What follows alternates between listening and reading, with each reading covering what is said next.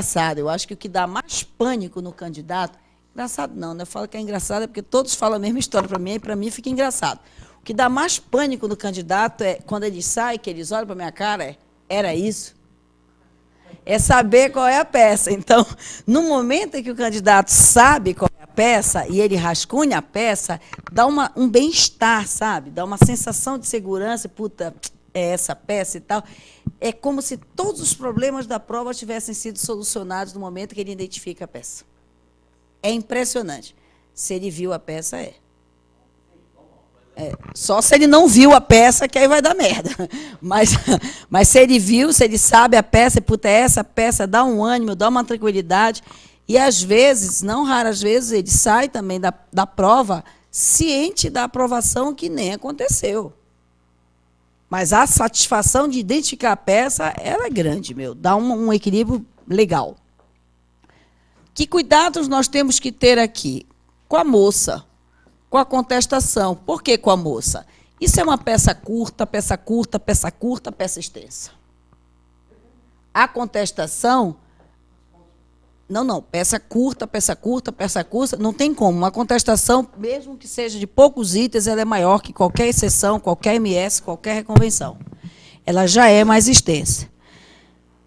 Vamos lá. O que eu tenho que pensar para ser um MS? A ação em que está na prova foi deferida uma liminar ou uma tutela. O que eu tenho que pensar que é uma exceção territorial? A ação que pede 300 mil coisas vem com dois dados bem díspares, local de trabalho e local da propositura da ação. O que eu tenho que pensar para imaginar a reconvenção? Prejuízo causado pelo empregado. A ação é de rito ordinário e existe lá um prejuízo causado pelo empregado. Ok. Agora, o que eu tenho que pensar quando eu falar de contestação?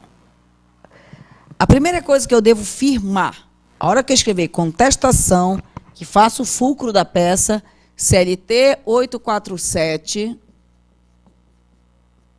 combinado com 300 do CPC, a hora que eu fizer isso aqui, a primeira coisa que eu devo fazer é fechar o resumo da demanda.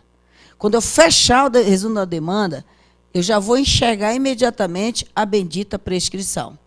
Então, o que eu faço aqui? É uma contestação, não quero nem saber. Escreve assim, da prescrição. E vai ver depois se tem só a total, ou se tem só a parcial, ou se tem a total e a parcial. Mas não esqueçam dessa que ela vale meio ponto. Tá? Então, faz da prescrição. Beleza.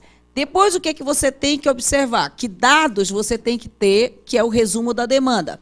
O resumo também, que não vale ponto, mas ele precisa ter a data da ação, justamente para eu poder identificar essa mana aqui, né? Eu preciso ter a admissão e a extinção, porque é uma forma também de eu olhar essa mana aqui, se for prescrição bienal, e depois eu faço o pedido. Quando vocês forem fazer o pedido, pelo amor de Deus, não é para explicar.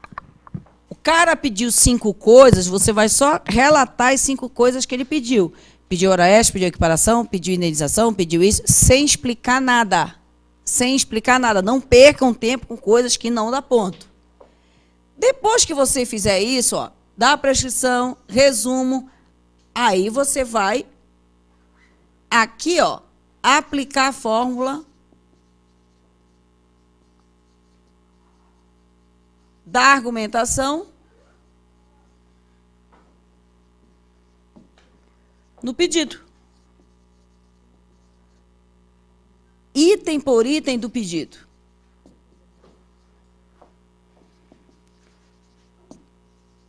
Em que ordem que tu vais fazer isso? Na ordem do eu sei, não é na ordem da prova. Na ordem do eu sei. Tu vais deixar para fazer análise de pedido que tu não dominas por último, porque se não tiver tempo, tu nem abrange isso, vai-te embora fazendo a tua prova. A hora que você for fazer a argumentação, na contestação, nesta hora é possível que você enxergue preliminares não meritórias. inépcia, carência, mas é só nesta hora. Portanto, meus amores, não fiquem olhando para uma prova cuja peça é uma contestação, tentando adivinhar se tem ou não preliminar do 301. Essa preliminar do 301, ela não existe adivinhação. Não existe.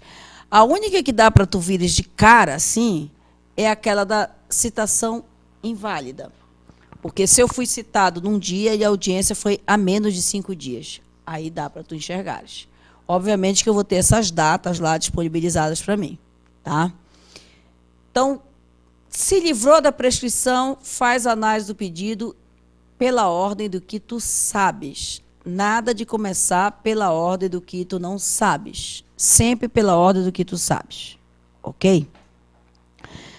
Por fim, e ainda nesse bloco, eu quero chamar a atenção de réplica e razões finais. Apenas a diferença. O que é réplica? Réplica é uma peça do autor que fala sobre preliminares não meritórias arguídas na contestação.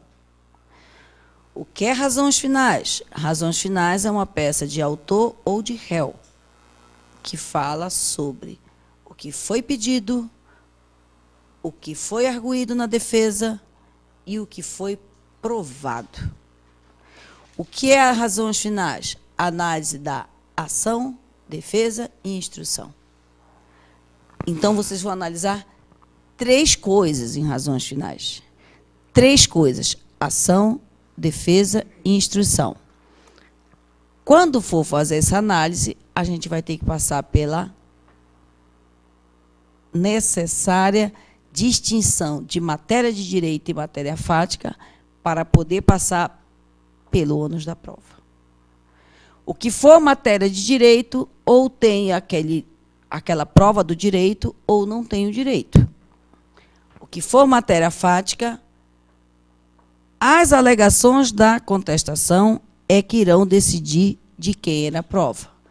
Lembrando que o autor prova fatos constitutivos e o réu prova os impeditivos ou modificativos ou extintivos que ele houver arguído na contestação. Razões finais e réplicas são petições corridas, como inicial e contestação. Agora são diferentes. Por quê? São menores. Razões finais é mais pontual.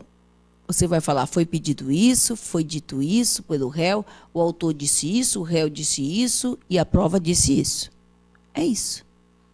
Não tem mais tanto argumento. Agora, preste atenção no que eu vou lhes dizer.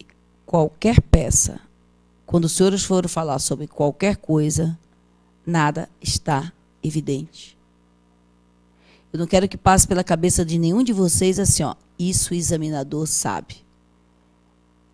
Provavelmente ele sabe. O problema é que ele precisa saber se tu sabes.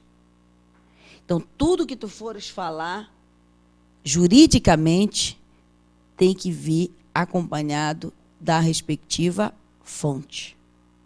Então, vai falar de prescrição, tem artigo na Constituição Federal, tem artigo na CLT, tem artigo no CPC.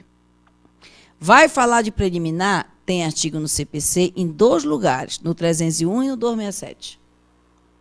Vai contestar um pedido, tem artigo que constitui ou desconstitui aquele pedido. Então, não adianta eu dizer, não tem direito de hora extra. Eu tenho que dizer que hora extra, artigo 59, parágrafo 1º da CLT, artigo 7º, inciso 16 da Constituição Federal. Eu não posso falar hora extra como se fosse uma criação da minha cabeça. Hora extra é um dispositivo de lei. E aí ela tem que vir acompanhada da lei. Eu não preciso ficar também dizendo de acordo, conforme, consoante. Eu coloco uma vírgula e depois da vírgula já coloco artigo tal da lei tal. Sem perder tempo. Porque senão, quando vocês vão ficar lá de acordo, consoante, uma hora vocês fizeram de acordo, depois vocês querem parar para pensar qual é o outro que vocês têm que dizer, se é consoante, se é não sei o quê, se é não sei o quê. Esquece. Não criem coisas para a cabeça de vocês que não ajudam. Vocês acham mesmo que essa palavra consoante ou de acordo vai ter ponto na FGV? Não. Agora o artigo vai.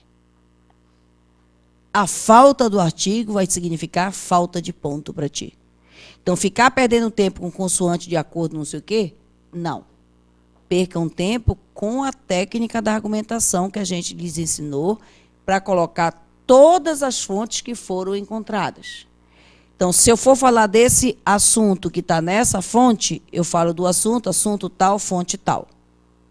Agora, eu preciso falar desse outro aspecto desse assunto, desse mesmo assunto, que está nesta súmula. Esse mesmo assunto, súmula tal.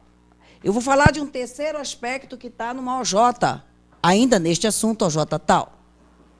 Então, tudo que eu fale, eu tenho que ter cuidado, até porque a minha fala, ela é parafraseada do que está escrito, sem invenção de nada. Ok? Vamos parar um pouquinho para poder voltar em recurso. E vocês respirarem também e tomarem um café, que está triste a situação.